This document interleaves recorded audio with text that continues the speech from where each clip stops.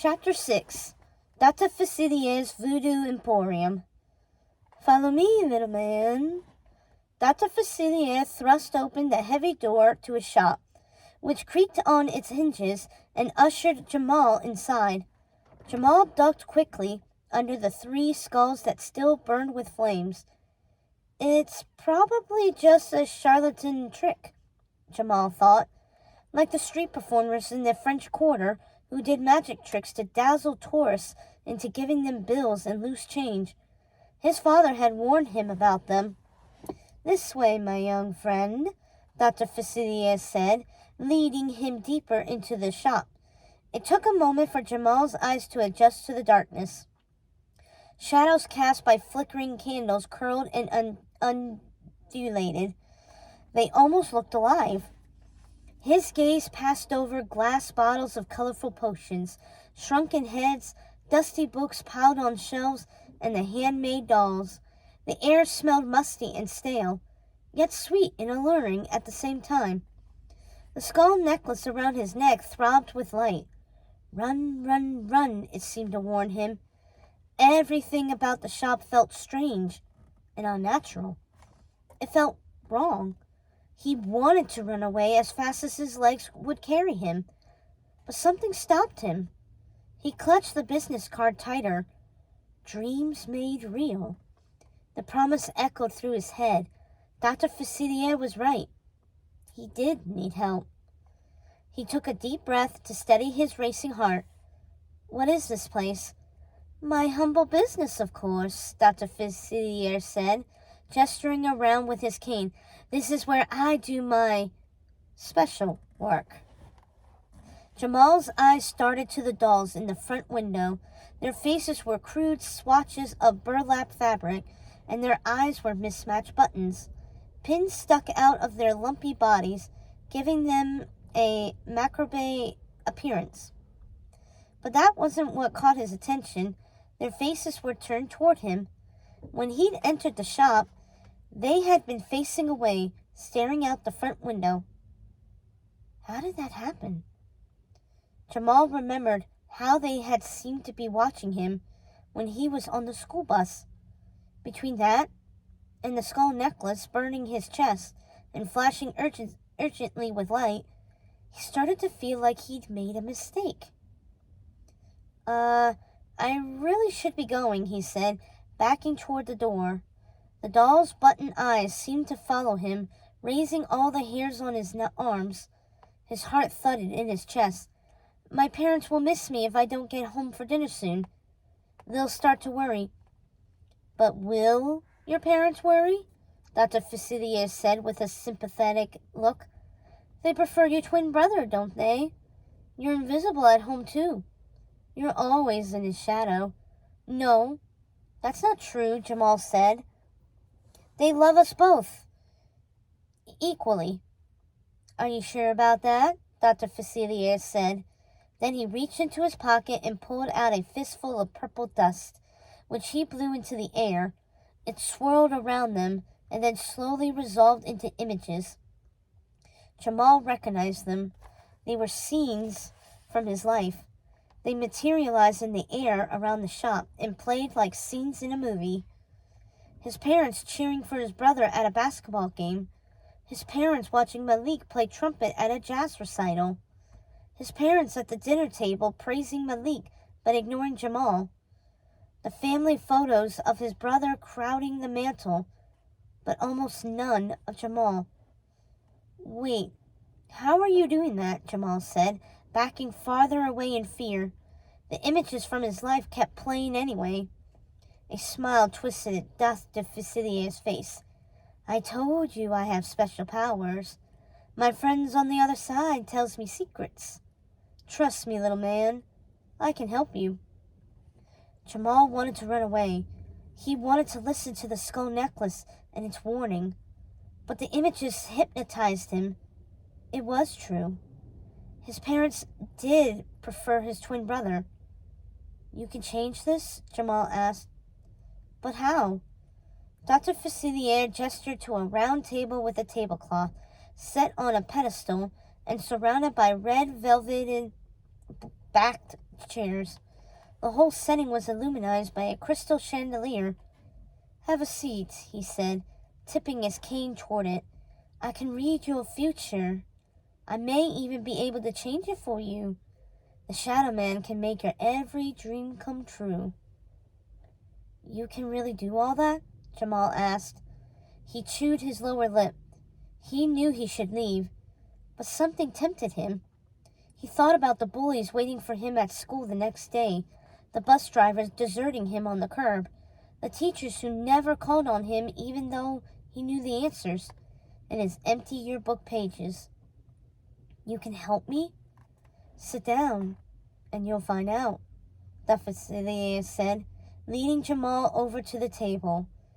They took a seat, and facilitator produced a deck of tarot cards. They looked old. He shuffled them with great skill, then fanned them out on the table. "Take 3, Dr. Facilitator said. "Let's see what your future holds." Jamal reached for the deck and carefully selected his first card, then second and third, laying them face down on the table in front of him. With a flourish, Dr. Facilitator flipped over the first card. It depicted 2 children, but one of them stood in front of the other. Dr. Facilitator pointed to the card with his spindly finger. "This card represents your past," he said. "Your brother was born first." "He's my twin," Jamal said. "But you're right. He was born 5 minutes earlier than me, and he never lets me forget about it." Dr. Facilitator nodded and flipped over the second card. It showed one boy holding a trophy over his head, while another boy stood in his shadow. "This is your present situation," Dr. Facilitator said. "You're always in your brother's shadow. That's why you feel invisible. That's why nobody ever notices you. He's the cause of your problems. But you could have this." With that, he flipped over the third card. It showed the second boy holding a trophy, surrounded by adoring fans, while the first boy cowered in the shadows. The shadows weren't just normal shadows either. They looked like shadowy monsters. Their dark fingers reached for the cowering boy. "Is that what you want?" Dr. Facilitator said, his eyes locking on Jamal. "You could do that for me?" Jamal asked, mesmerized by the card. Dr. Facilitator blew more purple dust over Jamal. Suddenly, the scene from the third card came to life, offering Jamal everything he had ever wanted. Jamal getting called on first when he raised his hand in science class, Jamal getting picked first for basketball teams in gym, the school bus door opening wide for him, his parents heaping praise on him for his stories at dinner, his pictures taking up the entire mantle. "Little man, don't you want your dreams made real?" Dr. Facilitator said. "Don't you want to step out of your brother's shadow and have this future?" Jamal did want it. He watched the images swirl around him in the purple dust, but then they fade away. "Wait, bring them back," Jamal said, feeling a stab of longing.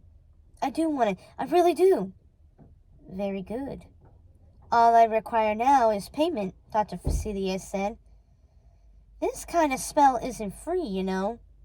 My friends on the other side don't work for nothing." Jamal frowned. "But I don't have any money.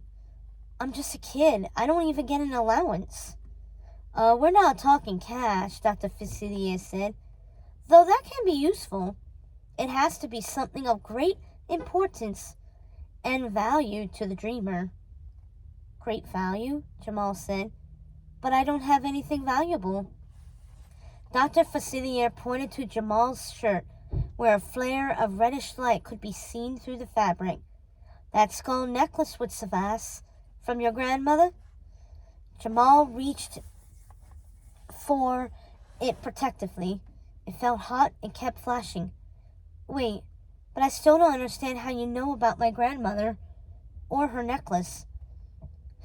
Dr. Facilitator's smile twisted. "That necklace for this future." He pointed to the third tarot card. "Don't waste my time, little man. How I know doesn't matter. Now hand it over." He held out his hand, his thin fingers outstretched. Jamal swallowed hard. He knew it was wrong. His grandmother had left him the necklace for a reason. Even if he didn't fully understand it, his mother would be angry with him if he gave it away to a stranger. But his head felt foggy, like he'd just woken up from a deep sleep. The images from the tarot cards continued to swirl through his head, almost like he was in a trance. He felt envy surge in his heart again. The Shadow Man was right. He was sick of being stuck in his brother's shadow. He wanted what the Shadow Man had shown him in the third tarot card. He wanted it more than he'd ever wanted anything in his whole life. He took a deep breath, then pulled out the necklace and held it up. It looked even eerier than usual in the flickering candlelight. The skull's eye sockets still glowed with reddish light. The air in the shop felt heavy, almost smoky. Jamal reached for the glass to unfasten it, and the dolls in the window snapped their heads around. Their button eyes were fixed hungrily on the skull necklace. What am I doing here? Jamal thought in a panic. Suddenly, he could see clearly. His eyes darted around the shop. I'm sorry. I can't do this, Jamal said, jumping up from his chair and running for the door. His heart thumped faster. I really have to get home. He yanked the door open and dashed into the dark alley. The last thing he heard was Dr. Facilier's voice echoing after him. He sounded angry. You'll regret this, little man.